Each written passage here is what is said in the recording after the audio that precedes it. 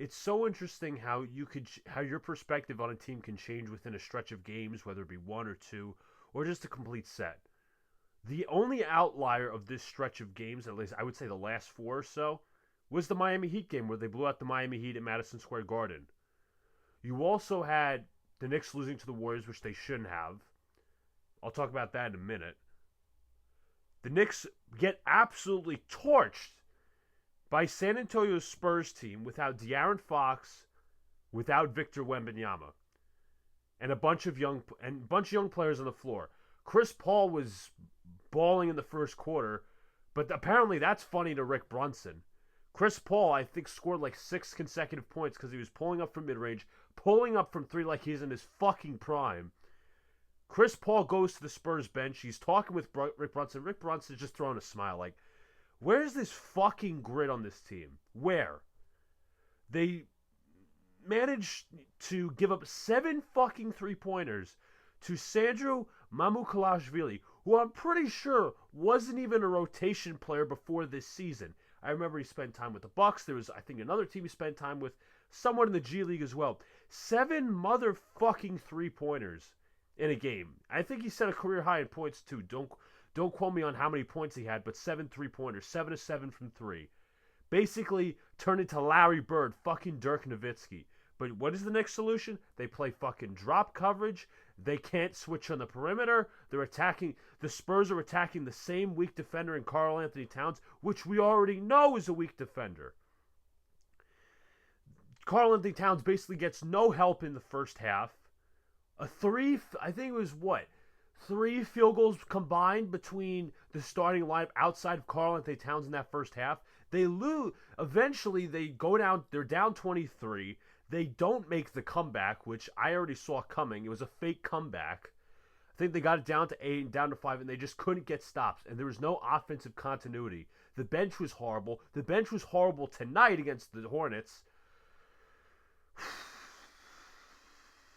Absolutely dreadful. But you know what? Tibbs' solution to all of this, whether being down double digits to the Hornets or being down 23 to the Spurs, we're going to play size lineups. And I talked about this specifically in my first half recap video, and what the Knicks should do in the second half to maximize their offense and maximize the resources that they have. What traps they shouldn't fall into. We're sitting here playing a fucking lineup. Put aside the 2 guards. Josh Hart, non-shooter. Precious Achiuwa, non-shooter. Mitchell Robinson in the Spurs game down 23 fucking points. You don't need offense. You have 3 non-shooters. You're asking to have both hands of yours tied behind your back. Not to mention one of your fucking feet. You're essentially playing 2-on-5 offensively. 2-on-5 basketball. Because Lord knows Precious Achiuwa is not a perimeter threat. Josh Hart's not a consistent perimeter threat, and Mitchell Robinson's going to stand by the paint, rightfully so. But just the coaching, the players, the effort. And then after last night's debacle against the Spurs, Josh Hart has the balls to go to the media. They ask him, just in general about the game. He talks about, the road trip, talks about being tired and the road trip and the back-to-back and all these different things. You know what? Aren't the Knicks supposed to have championship aspirations? Championship team, that's why we trade for Karl Anthony Towns and Mikal Bridges. Championship teams don't have that mentality. And for your information, every team plays back-to-backs. Not on the same night, guaranteed. They play back-to-backs. They deal with this shit all the time. The difference is they're not making excuses for it. Not even the bad teams. They say, you know what? We got to go out there. We got to do better. They just don't make excuses for it. Why are we making excuses for it? Are we going to go out? What are we going to go say next? We're without Jalen Brunson? It's obvious that this team needs Jalen Brunson. Not just on the court, but off the court. This team is so soft. You had Rick Brunson smiling at Chris Paul when Paul dropped 6 consecutive points against the Knicks. 6 consecutive points. Chris Paul looking back at Rick Brunson. Rick Brunson, smiling. Not to mention that where's the gamesmanship with this team? Where? And I'm going to bring it back to the Golden State thing. Draymond Green attacks Karl Anthony Towns on his podcast personally. Talks about, oh, he doesn't want to face Jimmy Butler. Meanwhile, a day later, it comes out that a family friend of Karl Anthony Towns passed away. A family friend of Karl Anthony Towns' family and his girlfriend passed away. It hurt him, obviously. Personal death in the family. Draymond does not amend his words, doesn't apologize. You have ESPN coping for Draymond, saying, oh, he apparently apologized and this, that, and the third, which is bullshit, by the way. Put aside that. Karl Anthony Towns was a man on a mission against Golden State. Nobody else in the fucking starting line, maybe outside of OG Anunoby and maybe a little bit of Mikal Bridges, actually played with heart. But Josh Hart was terrible that game. And you know what the Knicks do? First of all, you should have beat the Golden State Warriors. Obviously, it was lack of bench production and some of the stars that were just not playing well at all at certain spots. Knicks couldn't get a stop. And the coaching was terrible too. But you know what the Knicks do after that game? After the game they lose, you don't even stick up for the player. You don't even stick up for your teammate. You go, what? You have PJ Tucker, Josh Hart going right to Draymond. They're laughing. Shaking hands is one thing. Sportsmanship is key. I understand that. But you're laughing with the fucking guy. Are you serious?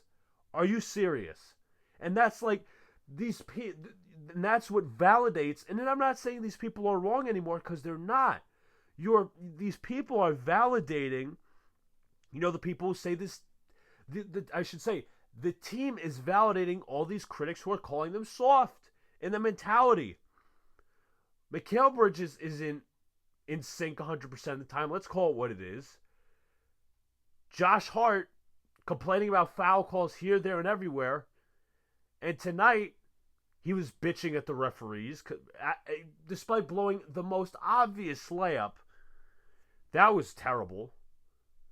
Then he's talking about effort and all these different things. Like, at some point, and I've destroyed Tom Thibodeau enough, and I will continue to destroy him, because I think he should be fired after the season if this team walks out of the first round, meaning gets eliminated. But at some point, where's the leadership on this team? Where's the grit? Where's the accountability? And say, hey, you know what? There's no reason to lose 2 games in a row. If there's a question of effort or mental toughness or anything like that, it shouldn't be questioned alone at all. It shouldn't be questioned alone at all.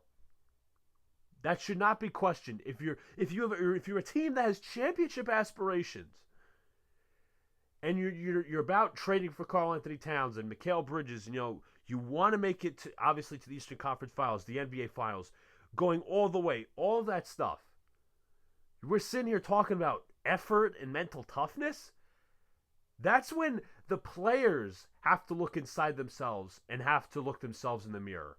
That's on the players. And the coaching, holy shit. Tom Thibodeau, his team gets squashed by the San Antonio Spurs. Makes no adjustments yesterday. He was fucking horrible with his coaching. Tonight, Mitchell Robinson's out due to injury recovery. He's not hurt, but obviously it's a rest day. It's a back-to-back. Understandable. Okay, fine. You play not 10 or 12 or 11. You play 8 fucking players? Are you out of your mind? Are you clinically insane? Do you want to fry this team before the playoffs? Deuce McBride. Here's tonight's rotation. Deuce McBride, Josh Hart, Mikal Bridges, Karl Anthony Towns, and OG Anunoby in the starting lineup. Then it was Campaign, Landry Shamet, and Precious Achiuwa, who was horrible. I have never seen such a bad offensive player like Precious Achiuwa. I swear to God. Like, for a time, he was serviceable to play, but he's just unplayable. He is so bad. This dude, whenever he's on the floor, drifts out to the perimeter like an NPC.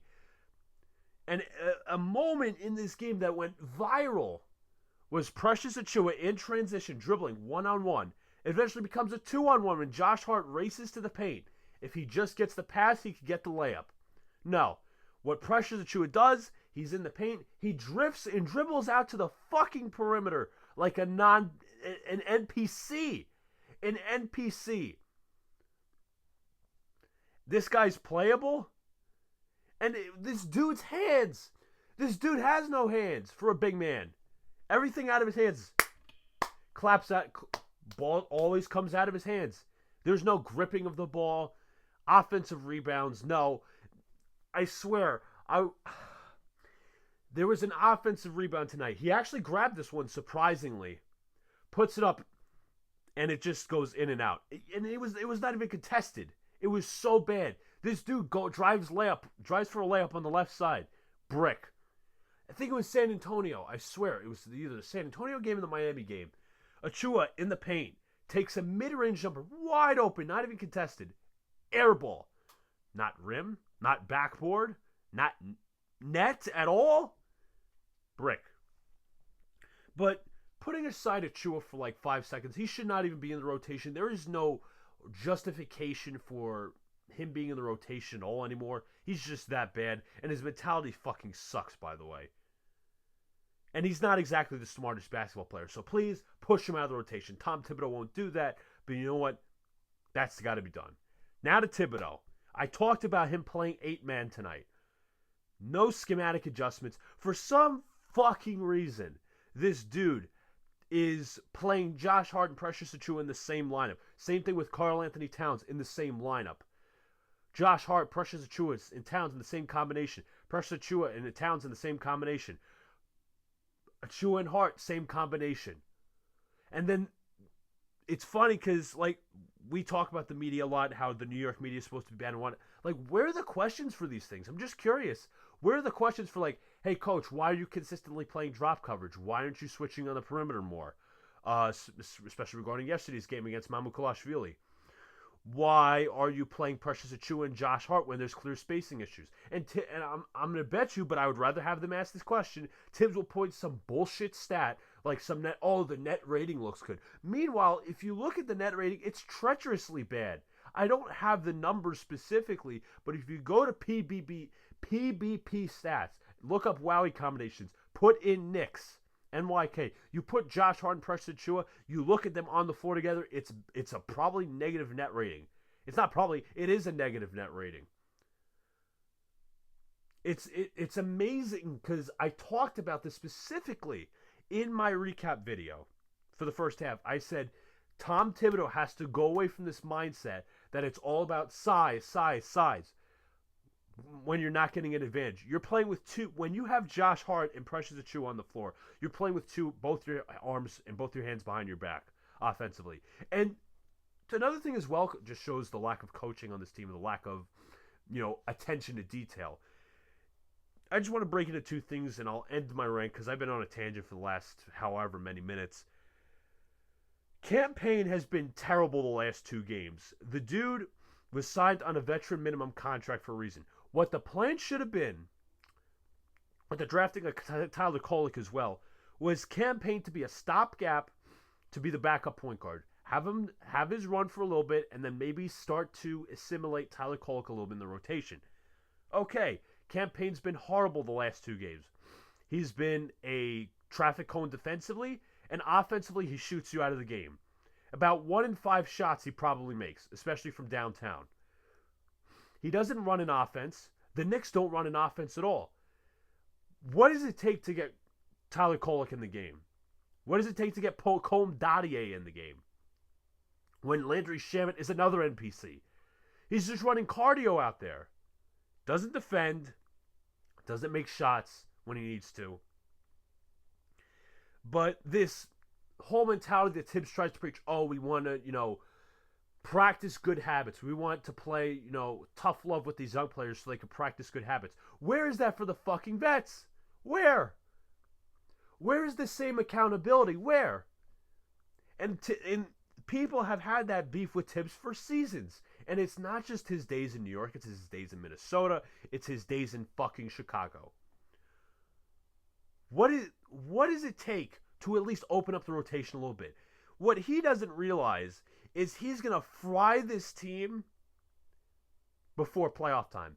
What this little run with Jalen Brunson should have been about is shoring up the defense, obviously with Mitchell Robinson, Shoring up the defense with Mitchell Robinson. Having Karl Anthony Towns and Mikal Bridges run the offense. You know what? Here's a news flash. The Knicks do not run an offense. It's iso ball. Miles, it's funny because the first night that the Knicks started Miles McBride at point guard against the Clippers, he had no idea what he was doing. Everybody knows. I'd say most people know, if you're a Knicks fan, you don't even have to be a Knicks fan. You could just watch the game and you'll be a general objective NBA fan. Look at Deuce McBride. And say, you know what? He's not really a point guard. Really doesn't facilitate well. He can move off ball. He can get to his spots offensively. He can shoot. He can defend. He can't facilitate. He can't. Why would you play somebody at point guard? And this will seem like revisionist history because the Knicks won games against the Kings and the Miami Heat. It's going to seem like revisionist history, but they're going to be. But the real question is, why would you start somebody at point guard in a position they haven't played all year? Deuce McBride, the entire season, has played alongside either Cam Payne or Jalen Brunson. And ideally, Deuce McBride should be taking minutes away from Mikal Bridges and Josh Hart and OG Anunoby when Jalen Brunson comes back. That's what should happen. That's number one. Final point. The Knicks do not run an offense. They don't. You don't see consistent ball movement. Did you know that Landry Shamet has pretty much not had an assist in the month of March? I think Precious Achiuwa might have had two in this entire month of March. It's March 20th right now, the day of recording. We're almost at the end. Are these really reliable rotation players? Is the system you're running offensively, really going to translate to the playoffs? Because pretty much, let's call it what it is, people. Tibbs' coaching has been questionable on both sides of the ball this year, especially offensively. I refuse to believe that this team offensively is being utilized correctly. Or I should say optimized correctly. Optimizing lineups. And I talked about the size. I don't need to fucking get into that again. I refuse to believe that this team is optimized offensively. Correctly, being at that. Because it's all iso ball. And when it comes to the fourth quarter, you need some shots. When Jalen Brunson's healthy, it's Jalen Brunson saving me basketball. It's like, Jalen Brunson, you got the ball. Do what you want. Do what you want with it. If you're doubled, it's basically read and react bullshit. Look it up. Read and react offense. Literally, it could be the same brand of basketball you literally play on blacktop. I could literally go out and play. There would be more ball movement in a blacktop game on a 5v5 full court. There would be a better structure offensively with a bunch of randoms than what Tibbs can do. And Tibbs has always been this guy. I'm not going to hire an offensive assistant. I'm going to take the offense myself. I'm going to do the scheming and the play calling. It's bullshit. It's bullshit. And you see him getting outcoached by teams like the Spurs, the Hornets, the Celtics, the Cavs, the Lakers, the Thunder. This team, here's my final point. This team is supposed to compete for a championship. I don't think they have the mentality to win it all this year. I don't think they have the coaching to win it all. That's an obvious. I don't think when this team is presently constructed with this coach in place, I don't think they will go anywhere special. Second round exit at most, because Tibbs refuses to innovate his defensive scheme. He refuses to adjust to personnel offensively. He is not optimizing the players he should. He is not expanding the rotations because at some point, just like last year, more so due to injuries last year, this team will run out of gas. This team has been questionable over the past month, especially without Jalen Brunson. This team would be a play-in team without Jalen Brunson. That's how sad it is. And that's a damn shame when you have a bunch of big contracts in the lineup. Not saying everything is on, Tibbs or anything like that, but he deserves a lot of the blame. A lot of the blame. And it's sad to watch because I was originally it's funny is I was actually going to include my prediction, say, you know what, the Knicks might just get knocked out of the second round in my recap video. I didn't want to do that because you know what, I want to see what the play was like. See if there's anything that could change my mind. Obviously not. This team might get cooked in the first round. Let's call it what it is. Detroit might just upset them. JB Bickerstaff might just upset. I think if I put my mind correctly, and if I look at the standings, I believe the Pistons are 6th. The Knicks should not be complacent because they're in the 3rd seed. Indiana might chase them. I believe they're what? 3.5. Indiana won tonight. So what? They're 3 games back of the Knicks for the 3rd seed. Indiana might just take that from them. Just because you have home court advantage does not mean you have to be complacent. But again, the mentality of this team is soft. The coaching is bad. It's not innovative at all. Nobody's getting better. And unfortunately, you might just look at this team as a first-round exit. This is not overreacting over 2 games. It's just something that I've seen not over the course of this month and over the course of the past couple of months. This team is soft and they're not coached well. And I got one final thing. Someone ought to get me this pan because this team is fried. This has been Luca here from Knicks Cast. Appreciate you all. Hit the like button, subscribe, turn on the notification bell so you know when I go live or drop a new video. Hoping to stream maybe a Knicks game or 2 over the next week. I'll let you guys know in the posts for the community. Catch y'all later.